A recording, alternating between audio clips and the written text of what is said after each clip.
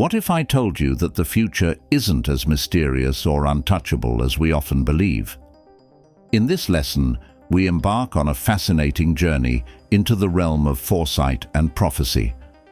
Throughout history, there have been countless examples of individuals who claimed to foresee events before they happened.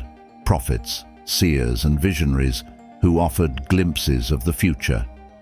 In this lesson, we'll explore the deep truths behind future-time clairvoyance and how this phenomenon can be explained not as a supernatural occurrence, but as a natural extension of the mind's capabilities. Clairvoyance of the future isn't about tapping into some mystical or otherworldly power, but about understanding the natural laws of the universe and unlocking the deeper workings of our subconscious mind. The ability to perceive future events is tied to our mind's power to sense patterns, connect events, and make subtle deductions from what is happening around us. By honing these faculties, we can glimpse future possibilities and perhaps influence the outcomes through conscious decisions. In this lesson, we'll delve into how future-time clairvoyance operates, the role of subconscious reasoning, and how meditation and focused intention can enhance this ability. You'll learn how subtle mental cues and unconscious data processing allow the mind to form a clearer picture of what's to come, whether through intuitive flashes, premonitions, or guided meditation. Many have had experiences where they see events unfold before they happen. We will explore how these experiences fit within the broader understanding of clairvoyance and the principles of cause and effect. Understanding future events isn't about fate or predestination. It's about seeing the potential outcomes of present actions. As we explore this topic, we'll discuss how training the mind to focus on these possibilities can aid in personal growth, decision-making, and navigating life's challenges. Make sure to subscribe and turn on notifications so you're always updated on the next insights into the mysteries of time, consciousness, and clairvoyance. Let's dive into the secrets of seeing beyond the present. Lesson 12. Clairvoyance of the Future. Future-time clairvoyance, as indicated by its name, is that class of clairvoyant phenomena which is concerned with the perception of facts, events, and happenings of future time. In this class of clairvoyant phenomena naturally fall all genuine cases of prophecy, prevision, foretelling, second sight, etc. History, theological and secular, is riled with instances of the foretelling of the future by prophets, wise men, and others. By many, such powers are generally regarded as supernatural or divine. Without wishing to combat such theories and beliefs, I would say that the advanced occultists account for all such phenomena under the general laws of clairvoyance. But while the phenomena itself is very well known and is accepted as genuine in even many cases in which past-time clairvoyance is doubted, still it is even more difficult to explain than is past-time clairvoyance based on the Akashic Records or the astral light. To the person not well versed in occult knowledge and esoteric principles, it is deemed impossible to intelligently account for the perception of an event before it has actually happened, perhaps years before its actual happening. While I cannot hope to make this matter absolutely clear to the person who is not an advanced student of occultism, still I shall try to throw at least some light on the underlying principles of this wonderful class of occult phenomena. The main point for the student to realize is that there are natural laws underlying this phenomenon, and that it is not a matter of supernatural power, or necessarily of divine special dispensation. In the first place, in some of the simpler forms of future-time clairvoyance, there is merely a high development of subconscious reasoning from analogy. That is to say, the subconscious mental faculties of the person reason out that such and so being the case, then it follows that so and so will result, unless something entirely unexpected should prevent or intervene. This is merely an extension of certain forms of reasoning that we perform ordinarily. For instance, we see a child playing with a sharp tool, and we naturally reason that it will cut itself. We see a man acting in certain ways which generally lead to certain ends, and we naturally reason that the expected result will occur. The more experience that the observer has had, and the keener his faculty of perception and his power of deductive reasoning, the wider will be the range of his power in the direction of predicting future results from present happenings and conditions. In this connection, we must remember that the ordinary clairvoyant has easier access to his subconscious mentality than has the average person. The subconscious mind perceives and notes many little things that the conscious mind overlooks, and therefore has better data from which to reason. Moreover, as all students of the subconscious know, These wonderful subconscious mental faculties have a very highly developed power of reasoning deductively from a given premise or fact. In fact, the subconscious faculties are almost perfect reasoning machines, providing they supplied with correct data in the first place. Much of the so-called intuitive reasoning of persons arises from the operations of the subconscious mental faculties just mentioned. But you may say this is very interesting, but it is not clairvoyance. Certainly, good student, but still clairvoyance plays an important part even in this elementary form of prevision and future seeing. You must remember that by clairvoyant vision, the real thoughts and feelings of a person may be perceived. But unless the attention of the clairvoyant is specially directed to this, the conscious mind does not note it, and the matter reaches the subconscious faculties without interference or conscious knowledge on the part of the clairvoyant. This being so, it will be seen that the subconscious mind of the clairvoyant is able to reason deductively, in such cases far beyond the power of even the subconscious mind of the ordinary person. It has fuller data and more complete material to work upon, of course. It has become a proverb of the race that coming events cast their shadows before, and many persons frequently have little flashes of future time seeing without realizing that they are really exercising elementary clairvoyant powers. The combination of even a simple form of clairvoyance and an active subconscious mind will often produce very wonderful results, although not, of course, the more complex phenomena of full clairvoyance and prevision. Some persons have claimed that even this form of prevision implies something like fate or predestination, but this is not fully true, for we must remember the fact that in some cases it is possible to so act in accordance with a clairvoyant warning of this kind that the impending calamity may be escaped. But on the other hand, we must also remember that every event is the result of certain preceding events, without which it could not have happened, and which existing it must happen, unless some new element intervenes. There is such a thing as cause and effect, we must remember, and if we can reason clearly from one to the other with sufficient clearness, then we may actually prophesy certain things in advance, always making allowance for the intervention of the unexpected. An authority says on this phase of the question, there is no doubt whatever that, just as what is happening now is the result of causes set in motion in the past, so what will happen in the future will be the result of causes already in operation. Even on this plane of life, we can calculate that if certain actions are performed, certain results will follow. But our reckoning is constantly liable to be disturbed by the interference of factors which we have not been able to take into account. But if we raise our consciousness to the higher planes, we can see much further into the results of our actions. We can trace, for example, the effect of a casual word, not only upon the person to whom it was addressed, but through him on many others as it is passed on in widening circles, until it seems to have affected the whole country. And one glimpse of such a vision is more efficient than any number of moral precepts in impressing upon us the necessity of extreme circumspection set on all word and deed. Not only can we from that plane see thus fully the result of every action, but we can also see where and in what way the results of other actions apparently quite unconnected with it will interfere with and modify it. In fact, it may be said that the results of all causes at present in action are clearly visible, that the future, as it would be if no entirely new causes should arise, lies open before our gaze. New causes, of course, do arise, because man's will is free. But in the case of all ordinary people, the use which they make of their freedom may be calculated beforehand with considerable accuracy. The average man has so little real will that he is very much the creature of circumstances. His action in previous lives places him amid certain surroundings, and their influence upon him is so very much the most important factor in his life story that his future course may be predicted with almost mathematical certainty. With the developed man, the case is different. For him also, the main events of life are arranged by his past actions, but the way in which he will allow them to affect him, the methods by which he will deal with them, and perhaps triumph over them, these are all his own, and they cannot be foreseen even on the mental plane, except as probabilities. Looking down on man's life in this way from above, it seems as though his free will could be exercised only in certain crises in his career. He arrives at a point in his life where there are obviously 2 or 3 alternative courses open before him. He is absolutely free to choose which of them he pleases, and although someone who knew his nature thoroughly well might feel almost certain what his choice would be, such knowledge on his friend's part is in no sense a compelling force.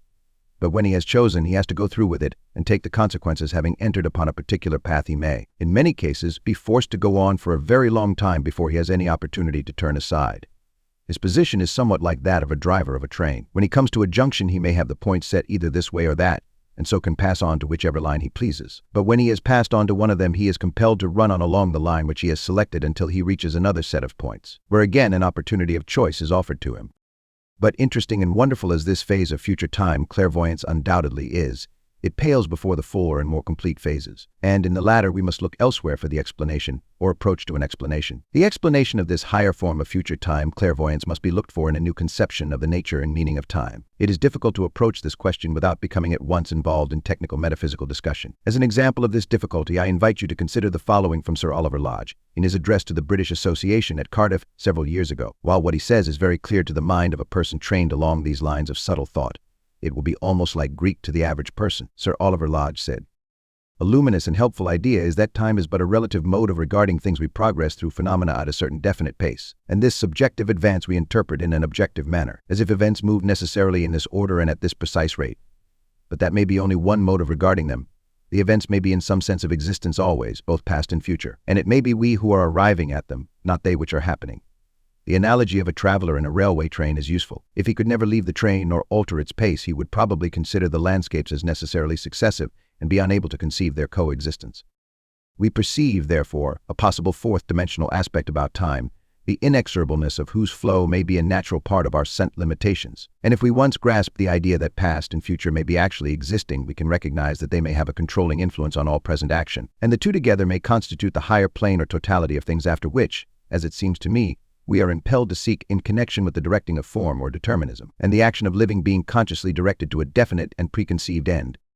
Sir Oliver's illustration is somewhat akin to that of a person who sees a moving picture show for the first time and does not know how it is produced. To him, it looks as if the events of the pictured story actually were developing and happening in time, whereas in reality the whole picture is existing at one time. Its past, present, and future is already pictured, and may be seen by one who knows the secret and how to look for the past or future scene, while, to the ordinary observer, the scene progresses in sequence, the present being followed by something else which is at this moment in the future and therefore unknowable. To the senses of the ordinary observer, only the present is in existence, while, in fact, the future is equally truly in existence at the same time, although not evident to the senses of the observer. I think over this a little, and let the idea sink into your mind. It may help you to understand something concerning the mystery of future-time clairvoyance, prevision, or second sight. Time, is far more relative than we generally conceive it. It is a scientific fact that a person in the dream state may cover years of time in a dream that occupies only a few seconds of time. Persons have nodded and awakened immediately afterwards, as proved by others present in the room. And yet in that moment's time they have dreamed of long journeys to foreign lands, great campaigns of war, etc. Moreover, a loud sound of pistol shot, for instance, which has awakened a sleeping person, has also set into effect a dream state train of circumstances, constituting a long dream state story which, after many events and happenings, terminated in the shot of a firing squad, and then the man awoke. Now in this last mentioned case, not only has the dreamer experienced events covering a long time, all in the space of a second of time, but also the very sound which terminated the dream also induced it from the very beginning. The last thing caused the first things to appear and proceed in sequence to the last. Persons under the influence of chloroform or laughing gas have similar experiences. Often the first sound heard at the moment of recovering consciousness seems to be the last thing in a long dream which preceded it, though the long dream was really caused by the final sound. Now, remember that here not only did past, present, and future exist at the same moment of time, but also the future caused the past and present to come into being. On the physical plane, we have analogies illustrating this fact. It is said that in every acorn rests and exists, in miniature, the form of the future oak, and some go so far as to say that the oak is the ultimate cause of the acorn, that the idea of the oak caused the acorn to be at all. In the same way, the idea of the man must be in the infant boy, from the moment of birth, and even from the moment of conception. But let us pass on to the bold conception of the most advanced metaphysicians. They have a still more dazzling explanation. Let us listen to it. These occultists and metaphysicians who have thought long and deeply upon the ultimate facts and nature of the universe have dared to think that there must exist some absolute consciousness, some absolute mind which must perceive the past, present, and future of the universe as one happening is simultaneously and actively present at one moment of absolute time. They reason that just as man may see as one happening of a moment of his time some particular event which might appear as a year to some minute form of life and mind, the microscopic creatures in a drop of water, for instance, so that which seems as a year or 100 years, to the mind of man may appear as the happening of a single moment of a higher scale of time to some exalted being or form of consciousness on a higher plane. You remember that it is said that 1,000 years is but as a day to the Lord, and the Hindu Vedas tell us that the creation, duration, and destruction of the universe is as but the time of the twinkling of an eye to Brahman. I shall not proceed further along this line. I have given you a very strong hint here. You must work it out for yourself, if you feel so disposed. But there are certain consequences arising from this ultimate universal fact, which I must mention before passing on. The high occult teachings hold that there is a plane of the higher astral world which may be said to carry a reflection of the universal mind. Just as a lake contains a reflection of the distant mountain, well then, the clairvoyant vision at times is able to penetrate to the realm of that astral reflecting medium and see somewhat dimly what is pictured there. As the future may be discerned in this reflected picture by the clairvoyant mind, we see how future seeing, prevision, and second sight may be explained scientifically. A writer has said on this plane in some manner which down here is totally inexplicable, the past, the present, and the future are all there existing simultaneously. One can only accept this fact, for its cause lies in the faculty of that exalted plane, and the way in which this higher faculty works is naturally quite incomprehensible to the physical brain, yet now and then one may meet with a hint that seems to bring us a trifle nearer to a dim possibility of comprehension. When the pupil's consciousness is fully developed upon this higher plane, therefore, perfect prevision is possible to him, though he may not, nay, he certainly will not, be able to bring the whole result of his sight through fully and in order into his physical consciousness. Still, a great deal of clear foresight is obviously within his power whenever he likes to exercise it, and even when he is not exercising it, frequent flashes of foreknowledge come through into his ordinary life, so that he often has an instantaneous intuition as to how things will turn out. The same writer says, short of perfect prevision, we find that all degrees of this type of clairvoyance exist, from the occasional vague premonitions which cannot in any true sense be called sight at all, up to frequent and fairly complete second sight. The faculty to which this latter somewhat misleading name has been given is an extremely interesting one, and would well repay more careful and systematic study than has hitherto been given to it. It is best known to us as a not infrequent possession of the Scottish Highlanders, though it is by no means confined to them. Occasional instances of it have appeared in almost every nation, but it has always been commonest among mountaineers and men of lonely life. With us in England, it is often spoken of as if it were the exclusive appanage of the Celtic race. But in reality, it has appeared among similarly situated peoples the world over. It is stated, for example, to be very common among the Westphalian peasantry. Sometimes the second sight consists of a picture clearly foreshowing some coming event, more frequently perhaps. The glimpse of the future is given in some symbolical appearance. It is noteworthy that the events foreseen are invariably unpleasant ones, death being the commonest of all. I do not recollect a single instance in which the second sight has shown anything which was not of the most gloomy nature. It has a ghastly symbolism of its own, a symbolism of shrouds and corpse candles and other funeral horrors. In some cases, it appears to be to a certain extent dependent upon locality, for it is stated that inhabitants of the Isle of Skye who possess the faculty often lose it when they leave the island, even though it be only to cross to the mainland. The gift of such sight is sometimes hereditary in a family for generations, but this is not an invariable rule, for it often appears sporadically in one member of a family otherwise free from its lugubrious influence. There may be still some people who deny the possibility of prevision, but such denial simply shows their ignorance of the evidence on the subject. The large number of authenticated cases leave no room for doubt as to the fact, but many of them are of such a nature as to render a reasonable explanation by no means easy to find. It is evident that the ego possesses a certain amount of provisional faculty, and if the events foreseen were always of great importance, one might suppose that an extraordinary stimulus had enabled him for that occasion only to make a clear impression of what he saw upon his lower personality. No doubt that is the explanation of many of the cases in which death or grave disaster is foreseen, but there are a large number of instances on record to which it does not seem to apply, since the events foretold are frequently trivial and unimportant. In the following Chapter 1 shall present to your consideration some very remarkable cases of future-time clairvoyance, prevision, or second sight. Some of these are historical cases, and all are vouched for by the best authorities. I quote these cases not merely for their own interesting features, but also to give you an idea of how remarkable some of these instances are, and also to give you a clear conception of the way in which this form of clairvoyance tends to manifest itself. Before passing on to these interesting cases, however, I wish to remind you that in future-time clairvoyance, as well as in past-time clairvoyance, the phenomenon may be manifested in many ways and according to several methods. That is to say, that in future-time clairvoyance the vision may come in the state of meditation or reverie. It may come along the lines of psychometry, some associated object or person supplying the connecting link, or, again, it may come as the result of crystal gazing, etc. This is as we might naturally expect, for this form of clairvoyance is merely one special and particular phase of clairvoyance in general, and of course comes under the general laws and rules governing all clairvoyant phenomena.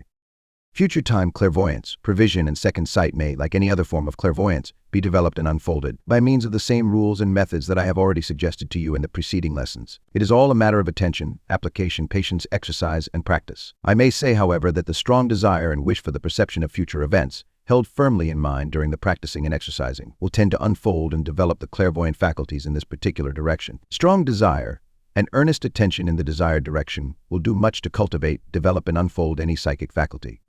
Just as meditation and reverie about past times and things tend to develop past-time clairvoyance, so will meditation and reverie about future time and things tend to develop prevision and the seeing of future things. This, indeed, is the very first step toward the attainment of this form of clairvoyance. The attention clears the psychic path, over which the astral faculties travel. In the astral as on the physical, the rule is always look where you are going, look ahead on the path over which you wish to travel.